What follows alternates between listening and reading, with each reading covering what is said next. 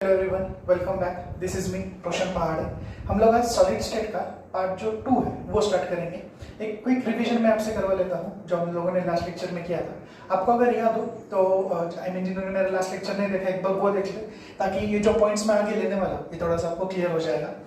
Last lecture में हम लोगों ने सॉलिड स्टेट का जो चैप्टर स्टार्ट किया था उसमें हम लोगों ने टाइप्स ऑफ सॉलिड्स देखे थे, जहाँ पे हम लोगों ने उसको क्रिस्टलाइन और एमोर्फस में कैटेगराइज किया था। उसका डिफरेंस भी मैंने आपको बताया था, वो बोर्ड्स में भी आया था, आप लोगों ने शायद मार्क डाउन किया होगा। और उसके बाद में फिर हम लोगों ने क्लासिफिकेशन ऑफ क्रिस्टलाइन सॉलिड्स किया था। इसमें जो 4 टाइप के सॉलिड्स हैं ये हम लोग डील कर रहे थे। तो इसके टोटल 5 पॉइंट्स है, 4 लिखे मैंने। 5 पॉइंट्स देखेंगे और लास्ट में एक एग्जाम्पल भी देखेंगे। तो स्टार्ट करते हैं। जो 4 टाइप्स है सॉलिड्स के वो मेंशन है और उनकी क्या प्रॉपर्टीज देखनी है ये भी यहाँ पे मैंने मेंशन किया था। स्टार्ट करते हैं। फर्स्ट पहला जो सेक्शन है वो आयोनिक सॉलिड्स है, देन कोवैलेंट नेटवर्क सॉलिड्स आ जाएगा, फिर मॉलिक्यूलर सॉलिड्स आएगा और मेटालिक सॉलिड्स आएगा। आपको अगर याद हो तो आयोनिक सॉलिड्स में हम लोगों ने लास्ट लेक्चर में पॉजिटिव एंड नेगेटिव चार्जेस की बात की थी, जहाँ पे पॉजिटिव चार्जेस का साइज स्मॉल आएगा और नेगेटिव चार्जेस का साइज लार्ज आएगा। ये मैंने आपको लास्ट लेक्चर में बताया था। कोवैलेंट में हम लोग दोनों भी नेगेटिव चार्जेस के बारे में बात कर रहे थे। यहाँ पे मॉलिक्यूलर सॉलिड्स में हम लोगों ने पोलर नॉन पोलर के बारे में बात की थी और मेटालिक में हम लोग 2 पॉजिटिव चार्जेस के बीच में बात कर रहे थे। ये सब कुछ हम लोगों ने देखा था। अब आयोनिक में सबसे पहला जो पॉइंट है that is particle of unit cell. उसके जो पार्टिकल्स है वो कैसे दिख रहे हैं? सो वो कैटायन और एनायंस के फॉर्म में दिखेंगे, जो कि मैंने आपको बताया। देन कोवैलेंट में दे आर कोवैलेंटली बॉन्डेड, एक दूसरे के साथ में जो बॉन्ड वो क्रिएट करेंगे वो कोवैलेंट बॉन्ड होगा। मॉलिक्यूलर में मोनोएटॉमिक और पॉलीएटॉमिक मॉलिक्यूल्स, ये हम लोगों ने भी डिस्कस किया था। Metallic solids, metallic ions in the sea of electrons, ये मैंने आपको बताया था, ये गुड कंडक्टर्स होते हैं इलेक्ट्रिसिटी के लिए। नेक्स्ट इंटर पार्टिकल फोर्सेस, ये जो 2 मॉलिक्यूल्स हैं जहां पे भी आएंगे वो एक दूसरे को अटैच कैसे करके रखेंगे आप। सो इंटर पार्टिकल फोर्सेस आयोनिक में क्या आ जाएगा? इलेक्ट्रोस्टैटिक फोर्स ऑफ अट्रैक्शन आ जाएगा। कोवैलेंट में कोवैलेंट बॉन्ड्स ही आ जाएंगे। मॉलिक्यूलर में एक तो लंदन फोर्सेस थे, मैंने आपको वीक फोर्सेस के बारे में बताया था, एंड डाइपोल डाइपोल फोर्सेस आएंगे, या तो फिर हाइड्रोजन बॉन्ड्स, मैंने आपको फोन बोला था लास्ट टाइम में, FON के साथ में हाइड्रोजन के बॉन्ड्स बनेंगे। और मेटालिक सॉलिड्स में क्या आ जाएगा? मेटालिक बॉन्ड्स वो क्रिएट करते हैं। Next with respect to hardness, आपको याद है मैंने आपको डायमंड के बारे में उसका मेल्टिंग पॉइंट बोला था 3500 डिग्री सेल्सियस का। तो आयोनिक में देखा जाए तो it is hard and brittle, लेकिन डायमंड का एग्जांपल मैंने आपको कोवैलेंट में बोला था तो वो आयोनिक से थोड़ा हार्ड है। तो यहाँ पे तो हम लोगों ने हार्ड लिखा, लेकिन यहाँ पे आपको क्या लिखना पड़ेगा? It is very hard. Then ये तो सॉफ्ट थे, ये हम लोगों ने लास्ट लेक्चर में लिखा था। And with respect to temperature variable from soft to very hard, यानी आप किस अमाउंट में उस पर हीट वगैरह अप्लाई कर रहे हो नहीं कर रहे हो। So variable from soft to very hard. Next melting point के बारे में हम लोग बात करेंगे। यहाँ पे हाई मेल्टिंग पॉइंट है 600 से लेके 300 डिग्री सेल्सियस 3000 डिग्री सेल्सियस तक, लेकिन मैंने आपको जैसे कि अभी इसका मेल्टिंग पॉइंट बताया तो इससे ज्यादा मेल्टिंग पॉइंट यहाँ पे आएगा। सो 1200 से लेके 4000 डिग्री सेल्सियस तक उसका मेल्टिंग पॉइंट रहेगा। नेक्स्ट अब ये सॉफ्ट है, हमने जब यहाँ पे बात की थी आपके मॉलिक्यूलर सॉलिड्स, तो थोड़ा नेगेटिव से इसका टेम्परेचर स्टार्ट होगा और पॉजिटिव तक जाएगा। तो -272 से पॉजिटिव 400 डिग्री सेल्सियस तक उसका मेल्टिंग पॉइंट जाएगा। और मेटालिक सॉलिड्स के लिए it will be a wide range, काफी वाइड रेंज है। तो -39 डिग्री सेल्सियस से लेके पॉजिटिव 3400 डिग्री सेल्सियस तक इसका मेल्टिंग पॉइंट यहाँ पे जाता है। जो 5th पॉइंट ऑफ डिफरेंस हम लोग देखने वाले हैं वो है with respect to thermal and electrical conductivity. तो जैसे कि हमने कल बोला था दिस इज पुअर कंडक्टर लेकिन कब? In solid state. जैसे ही आप इसको मेल्ट कर देंगे या फिर इसको वाटर में डिसॉल्व करेंगे this will be good conductors, because उसके आयंस डिसोसिएट हो जाते हैं। Now they are free to migrate either in dissolved or water state, I mean whenever dissolved in water or in the melted condition, because of which ये जो है electricity अच्छे से conduct कर पाएंगे। नेक्स्ट कोवैलेंट में एक्चुअल में तो वो पुअर कंडक्टर्स होते हैं, लेकिन उसके 2 एक्सेप्शंस हैं। कल मैंने आपको एलोट्रॉप्स के बारे में बताया था। तो कार्बन के जो 3 एलोट्रॉप्स हैं, I mean diamond, graphite and fluorine, तो उसमें से जो ग्राफाइट है it is a good conductor of electricity, ये तो पहला एक्सेप्शन है। And diamond is a good conductor of heat. तो ये दोनों के डिफरेंसेस आपको याद रखना है कि ग्राफाइट जो है it is a good conductor for electricity, यानी इलेक्ट्रिकल कंडक्टिविटी की बात हो रही है, and diamond is a good conductor for heat, यानी वो थर्मली हो गया। Next, molecular solids they are poor conductors, लेकिन metallic solids are good conductors because इसके अंदर फ्री आयंस आपके पास है जिसकी वजह से आप इलेक्ट्रिसिटी को माइग्रेट करवा सकते हैं. So it is a good conductor of heat as well as electricity. ये आपको याद रखना है. आप कुछ एग्जांपल डाल सकते हैं फिर हम लोग उसमें. यहाँ पे आपको सारे जो पॉजिटिव नेगेटिव चार्जेस के वो एग्जांपल देने, तो NaCl CF2 ये एग्जांपल आ जाएगा. कोवेलेंट यानी कि सेम एटम जब कंबाइन हो रहे हैं, तो जैसे कि फॉर एग्जांपल या फिर सेम चार्जेस, तो डायमंड है, सिलिका है, ये एग्जांपल इसमें ऐड हो जाएंगे. मॉलिक्यूलर सॉलिड्स के लिए आइस या फिर बेंजोइक एसिड ये एग्जांपल आ जाएगा. और मेटालिक सॉलिड्स में हम लोग कौन से भी मेटल्स इसके अंदर आप कंसिडर कर सकते हैं, तो सोडियम आ गया, मैग्नीशियम आ गया, कॉपर आ गया, ऑरम यानी कि गोल्ड आ गया, ये सारा आप लोग इसके अंदर कंसिडर कर सकते हैं. जो नेक्स्ट पॉइंट हम लोग स्टार्ट करने वाले हैं वो थोड़ा सा इंपॉर्टेंट है. It is a crystal structure.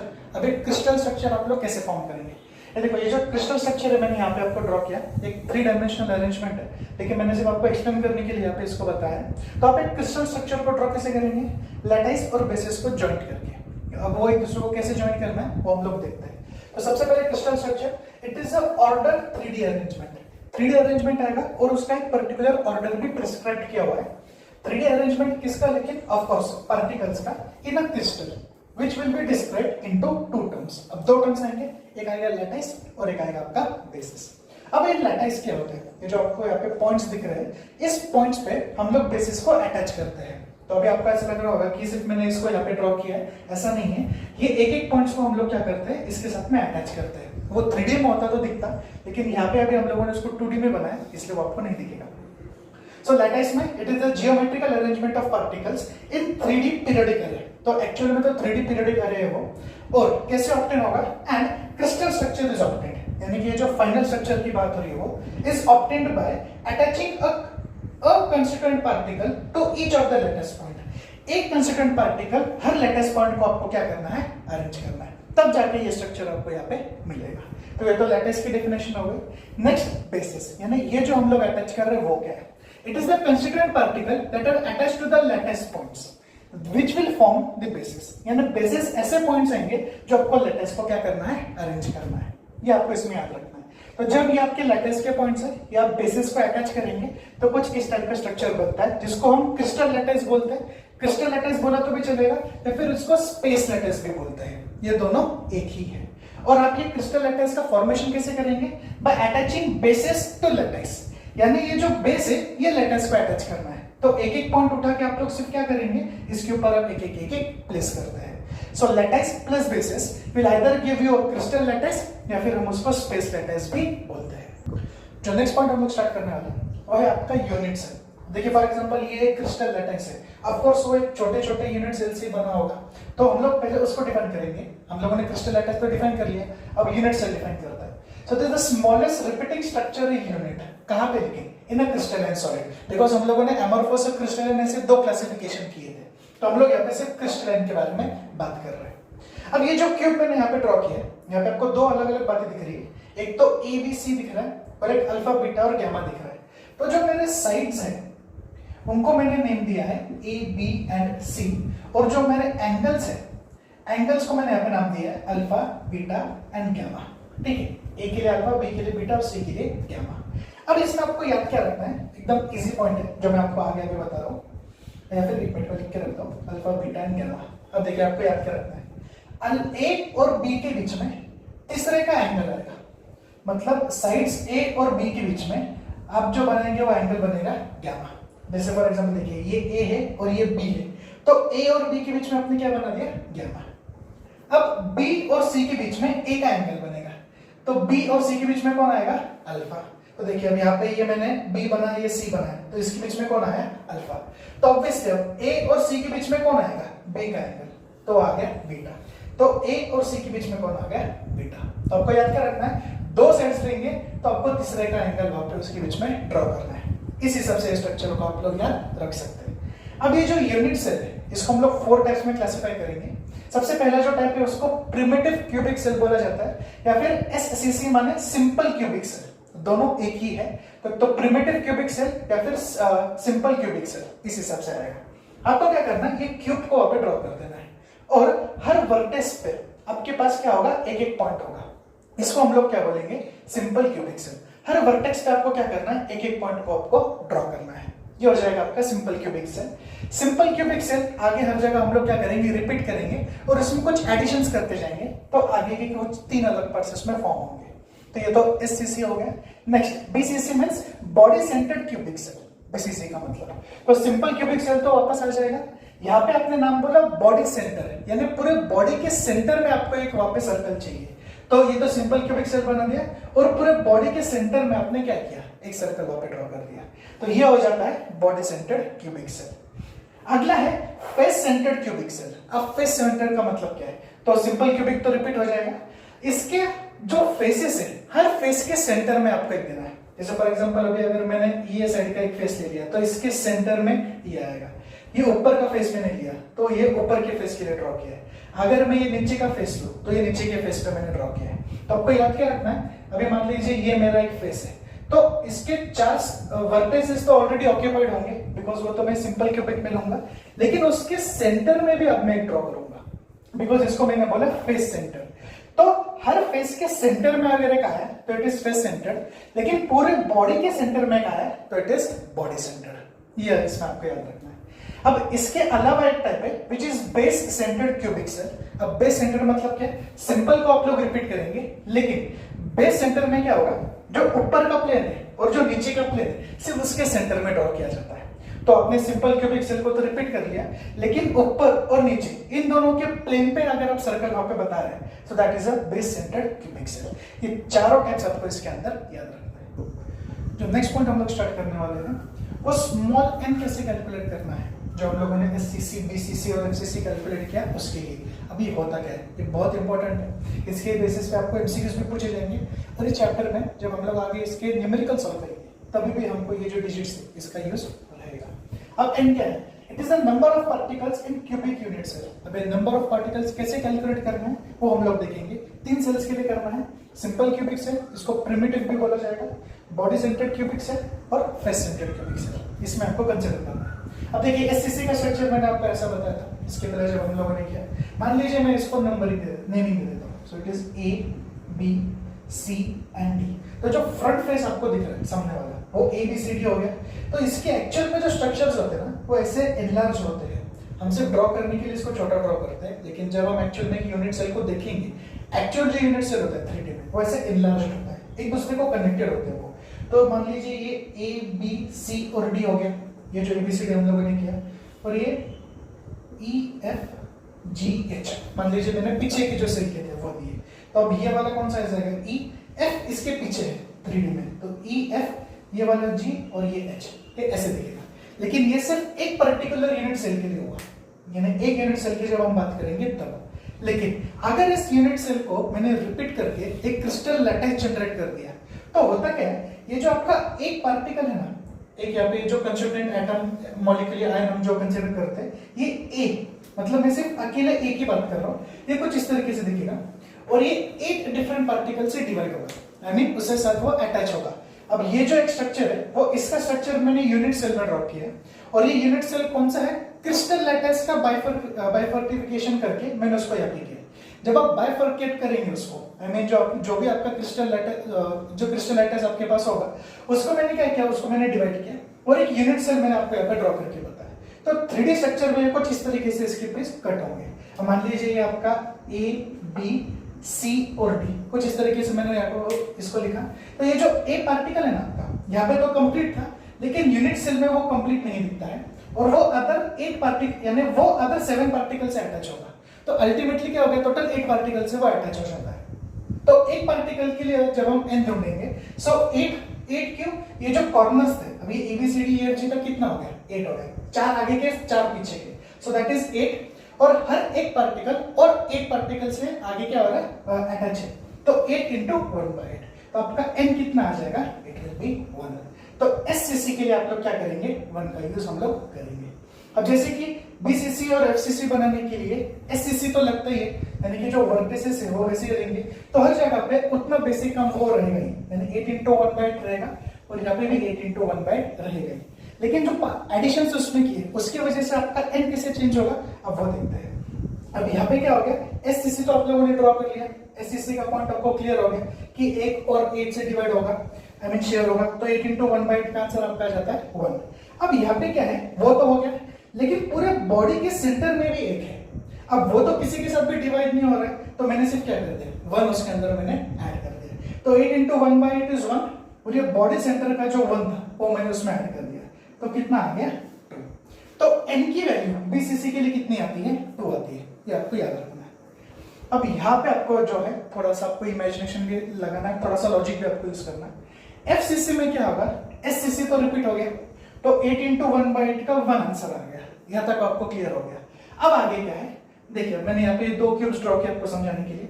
मान लीजिए ये क्यूब A है और ये क्यूब B है, ठीक है। ये एक यूनिट सेल है, वो दूसरा यूनिट सेल है, दोनों यूनिट सेल्स को कंबाइन करके मुझे क्रिस्टल लैटिस को क्या करना है, जनरेट करना है। अब मैं यहाँ पे क्या कर रहा हूँ, सिर्फ फेस सेंटर ड्रॉ कर रहा हूँ आपको एक्सप्लेन करने के लिए, बिकॉज 8 into 1/8 जो SCC वाला पार्ट है वो तो कैसा यहाँ पे एक्सप्लेन हो गया, तो यहाँ पे मैं सिर्फ फेसेस ड्रॉ कर रहा हूँ। ए का ये जो राइट वाला फेस आपको यहाँ पे दिख रहा है, यानी ये वाला जो प्लेन, उसके सेंटर में एक है, क्लियर। और ये जो बी दिख रहा है, इसका ये जो लेफ्ट वाला प्लेन है, यानी जो इस साइड से ऐसा थोड़ा पीछे से आपको दिख रहा है, उसके सेंटर में एक है, क्लियर है। यहाँ तक आप क्लियर हो गए, बाकी की मैं ड्रॉ नहीं कर रहा हूँ, उससे कंफ्यूजन हो जाएगा। तो मैं क्या कर रहा हूँ, ये जो राइट वाला प्लेन आपको दिख रहा है, यानी ये वाला जो प्लेन है, इसके सेंटर में एक है, और ये जो पीछे वाला एक जो प्लेन है, इसके सेंटर में एक है। मैंने इन दोनों को कर दिया ज्वाइन, लेकिन ये पूरा एक दूसरे पे ज्वाइन होगा क्या, नहीं होगा, बिकॉज ये जो पार्ट है ये कैसा थोड़ा सा बाहर निकलेगा। देखिए ये जो 3D स्ट्रक्चर हम लोग यहाँ पे ड्रॉ करते हैं, अगर ये जो इसका फेस है, आई मीन यहाँ पे जो फेस सेंटर आपने ड्रॉ किया है, ये यहाँ से थोड़ा सा बाहर निकलता है जब आप 3D में इसको ड्रॉ करेंगे, तो बी का वो पार्ट भी थोड़ा सा बाहर निकल जाएगा। अब जब वो दोनों पार्ट बाहर निकलेंगे तो मैं एक दूसरे पे उसको अटैच नहीं कर पाऊंगा। तो जब हम इसको अटैच करते हैं, हम लोग क्या करते हैं, इसका हाफ ही पार्ट लेंगे और इसका हाफ ही पार्ट लेंगे। इसका मतलब क्या हो जाएगा, इसका जो हाफ पार्ट है वो तो अंदर तक था, जब ये आएगा ना, मैं ऊपर का हाफ पार्ट उसका कट कर दूंगा, जिसकी वजह से क्या होगा, ऊपर का हाफ पार्ट कट हो गया, इसका भी ऊपर का हाफ पार्ट कट हो गया। अब वो दोनों एक दूसरे को ज्वाइन हो सकते हैं। इसीलिए क्या किया हम लोगों ने, अब ये 6 फेसेस है, हमने तो फिलहाल एक साइड से ज्वाइन किया, लेकिन क्यूब में तो 6 साइड से वो ज्वाइन होगा, तो 6 into हाफ कर दिया। सो 6 फेसेस, और हर किसी का हम लोग क्या कर रहे हैं, हाफ करके उसको अटैच कर देंगे। तो 6 into हाफ इज 3। 8 into 1/8 का 1 था, 6 into हाफ आपका 3 आ जाता है, तो उसके लिए n कितना है, 4। तो आपके आंसर्स क्या है, 1 2 and then 4।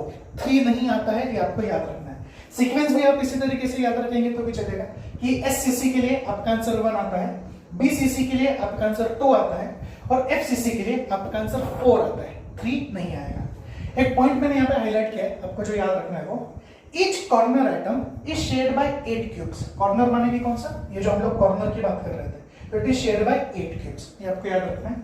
each face particle is shared by 2 cubes। ये जो फेस पार्टिकल की बात हो रही है, ये 2 क्यूब से शेयर होगा, और एज में जो भी पार्टिकल आएगा, it is shared by 4 cubes. ये सब आपको यहाँ पे याद रखना है। जो नेक्स्ट पॉइंट हम लोग देखने वाले हैं, वो हमारे पास क्रिस्टल सिस्टम्स होते हैं। टोटल हमारे पास जो क्रिस्टल सिस्टम्स है वो 7 है, यानी कि जैसे क्यूबिक हो गया, ऑर्थोरोम्बिक हो गया, टेट्रागोनल हो गया, मोनोक्लिनिक हो गया, रोम्बोहेड्रल हो गया, ट्राइक्लिनिक हो गया और हेक्सागोनल हो गया। ये सारे जो है हमारे 7 क्यूबिक क्रिस्टल सिस्टम्स आएंगे, लेकिन इसमें कुछ सब टाइप्स आते हैं। ये जो सब टाइप्स है, एक तो आप इनको यूनिट सेल्स बोलो, या फिर आप उनको ब्रेवाइस लैटिस बोलो। ब्रेवाइस लैटिस एक फ्रेंच मैथमेटिशियन है, ब्रेवाइस, उनके ही नाम पे हम लोगों ने लिखे ब्रेवाइस लैटिस। क्रिस्टल सिस्टम 7 है, ब्रेवाइस लैटिस टोटल 14 हो जाएंगे। जैसे फॉर एग्जांपल 3 और ये 4 7 8 9 10 11 12 13 एंड 14। तो क्रिस्टल सिस्टम 7 टाइप्स के हैं, लेकिन जो आपका ब्रेवाइस लैटिस है ये 14 टाइप्स के हैं। तो देखिए अभी जो आपका क्यूबिक क्रिस्टल सिस्टम है, इसमें SCC BCC FCC ये तीनों भी इसके अंदर पॉसिबल है। ऑर्थोरोम्बिक में क्या हो जाता है, ये 3 के साथ में जो आपका बेस सेंटर है वो भी उसमें ऐड हो जाता है। तो SCC BCC FCC और एक बेस सेंटर जो था, जो मैंने आपको बताया था कि SCC तो रहेगा, लेकिन ऊपर और नीचे के फेस में भी आप उसमें ड्रॉ करते हैं, तो वो हो जाएगा बेस सेंटर। टेट्रागोनल में 2 ही पॉसिबल है, एक तो SCC और दूसरा BCC। FCC जो है वो इसमें पॉसिबल नहीं होता है। देन मोनोक्लिनिक में SCC एंड BCC, इसमें भी यही 2 सेम स्ट्रक्चर्स हैं।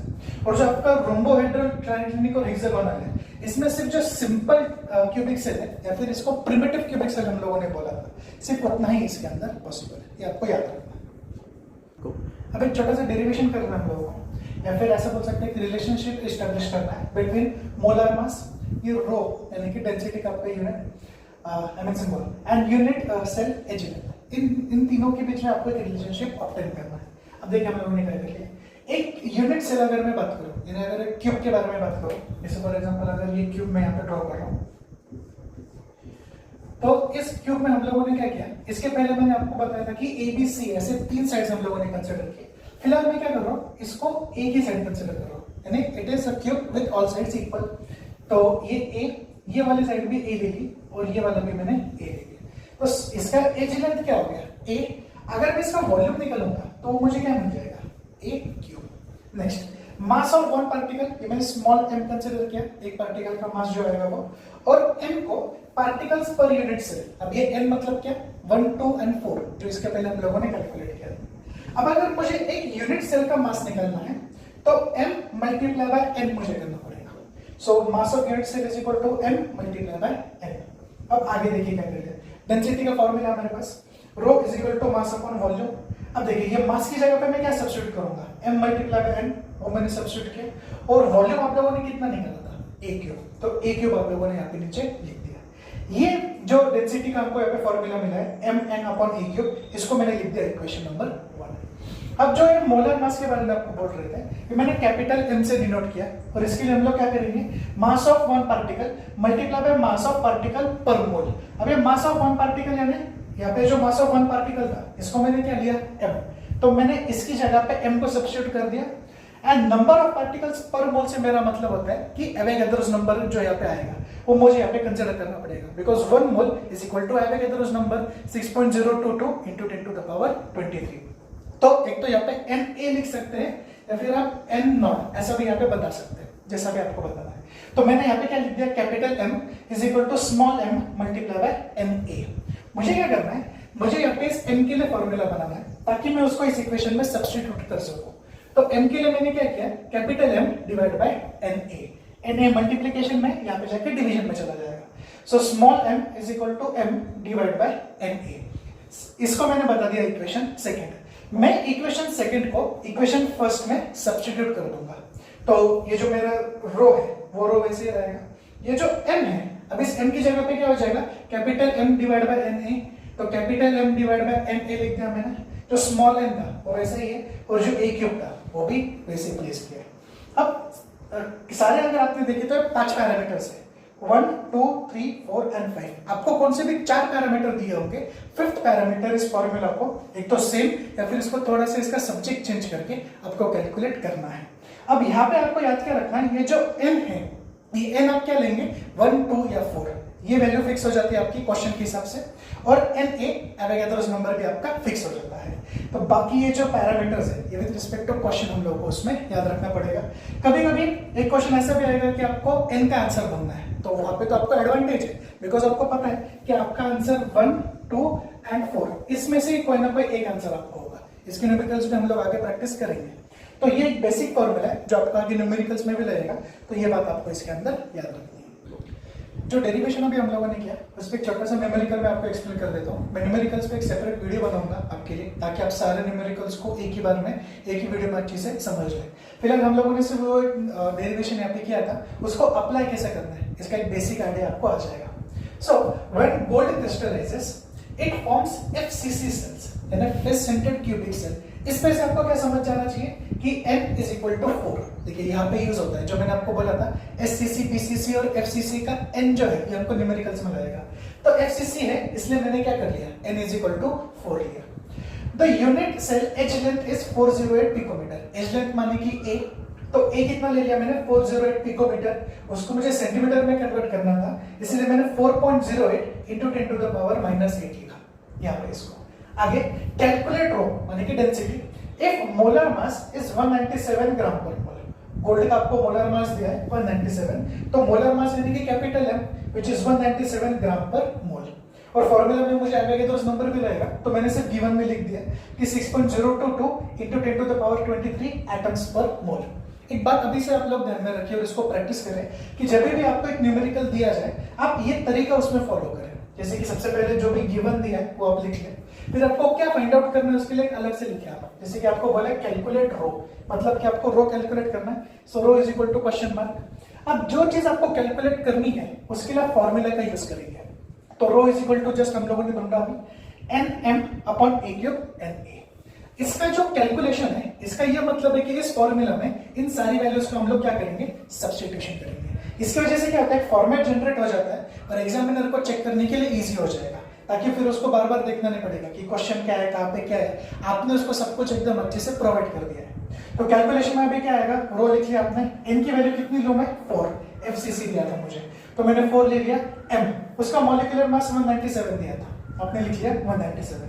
अब a क्यूब था, लेकिन आपके पास वैल्यू कौन सी है, सिर्फ a की है, तो इसका क्यूब करना पड़ेगा। तो 4.08 इंटू 10 टू द पावर -8 का क्यूब, और बचा क्या, Na जो कि आपका एवोगैड्रोस नंबर है, वो भी वैल्यू आप लोगों ने यहाँ पे सब्स्टिट्यूट कर दी।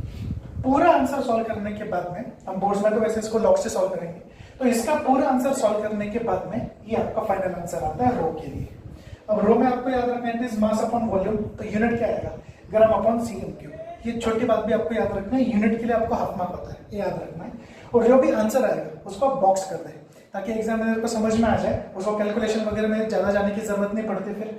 और जो भी, हाँ एक और बात, कैलकुलेशन साइड में ही करें आप, पीछे मत करें, बिकॉज ऑफ पीछे क्या हो जाएगा, एक ही न्यूमेरिकल तो होता नहीं, तो सारे कैलकुलेशन एक साथ आ जाएंगे। तो अगर आप उसको साइड में ही इंडिकेट कर रहे हैं तो वो थोड़ा सा इजी हो जाएगा एग्जामिनर को चेक करने के लिए भी। और फाइनल आंसर रिफ्लेक्ट करता है कि आप लोगों ने आंसर ढूंढा है विद यूनिट और क्या पूछा था, और उसको फिर आप क्या करें, यहाँ पे बॉक्स कर दें।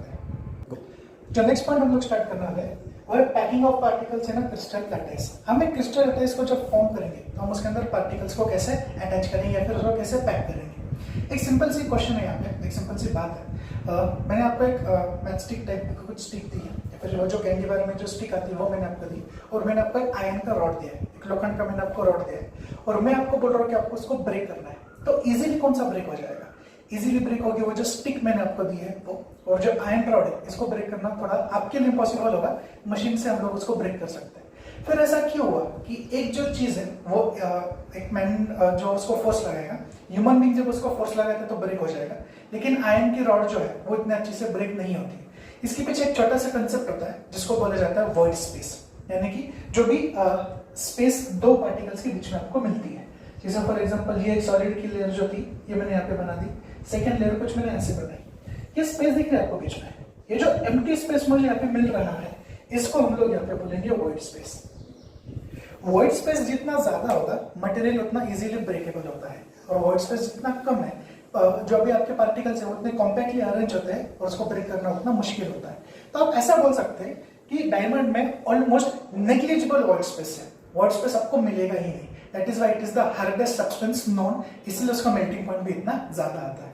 तो हम लोग ये कुछ क्लासिफिकेशंस आगे देखेंगे कि ये जो वॉइड्स है इसको मैं कितने अच्छे से फिलअप कर सकता हूँ, तो मेरा जो सॉलिड है ये थोड़ा सा और स्ट्रॉन्ग होता जाएगा। उसके लिए कुछ टाइप्स है, उसका एक बेसिक पार्ट मैं आपको बता देता हूँ कि हम इसमें क्या करने वाले हैं। हम लोग इसमें एक टर्म ढूंढेंगे which is term as coordination number. इसका मतलब है, और जैसे फॉर एग्जांपल देखिए ये एक एटम है मेरा, क्लियर है, वो और कितने एटम से सराउंडेड है, यानी कि वो जो एक पर्टिकुलर एटम है उसकी बाउंड्री और कितने एटम्स को टच हो रही है, इसको बोला जाएगा coordination number. Number of neighbouring spheres that touch any given sphere. आप एक कौन सा भी स्फीयर देखें और एक कौन से भी स्फीयर को और कितने स्फीयर्स टच हो रहे हैं वो उस पर्टिकुलर स्फीयर का कोऑर्डिनेशन नंबर हो जाएगा। जैसे फॉर एग्जांपल मैं आपको एक सिंपल लेयर में ड्रॉ करके बताता हूँ, ये जो है मुझे इसका कोऑर्डिनेशन नंबर चाहिए।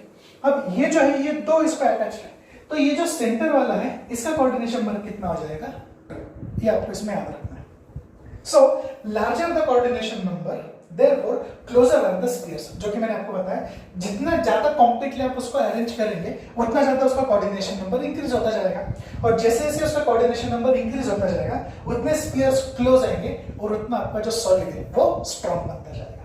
अब देखिए इसको हम लोग 3 पार्ट्स में डिवाइड करेंगे, 1D 2D and 3D, 1 dimension 2 dimension and 3 dimension, और जितना नंबर है उतने ही उसके अंदर सब टाइप्स है। जैसे आपने यहाँ पे 1D लिखा है तो एक ही टाइप मिलेगा, ए। ये मैं आपको नेक्स्ट लेक्चर नेक्स्ट में करूंगा कि ये क्या है, एक बेसिक सिर्फ मैं आपको यहाँ पे इंट्रो दे रहा हूँ। 2D में 2 लिखा है तो 2 पार्ट्स आ जाएंगे, एक तो ऊपर का पार्ट रिपीट होगा ए, उसमें मैं एक और पार्ट ऐड कर दूंगा which will be A B. अब 3D में ऊपर के 2 रिपीट होंगे और एक मैं ऐड करूंगा, तो 4 टाइम्स ये तो रिपीट हो गया, ये जो ए बी था वो भी रिपीट हो गया। तीसरा पार्ट में क्या ऐड करूंगा, ABC। ऐसा नेक्स्ट लेक्चर में हम लोग इसको देखेंगे, और हर किसी का कोऑर्डिनेशन नंबर भी हम लोग करेंगे। ये सवाल थोड़ा आपको एमसीक्यूज वगैरह में आ सकता है। तो मैं लेक्चर यहाँ पे अभी स्टॉप कर रहा हूँ, आगे काफ़ी अभी चैप्टर बाकी है। हम लोगों को पैकिंग एफिशिएंसी या पैकिंग करेक्शन भी ढूंढना है, उसके आगे डिफेक्ट्स भी देखना है, एंड देन थोड़ा आगे सेमीकंडक्टर का भी पार्ट बाकी है। तो चैप्टर यहाँ पे तो आई मीन ये जो पार्ट है मैं इसको यहाँ पे अभी क्लोज कर रहा हूँ। आपको अगर कुछ भी डाउट्स है उसे नीचे कमेंट सेक्शन में डालें, जितना जल्दी हो सके उतना जल्दी मैं आपको उसके आंसर्स दूंगा।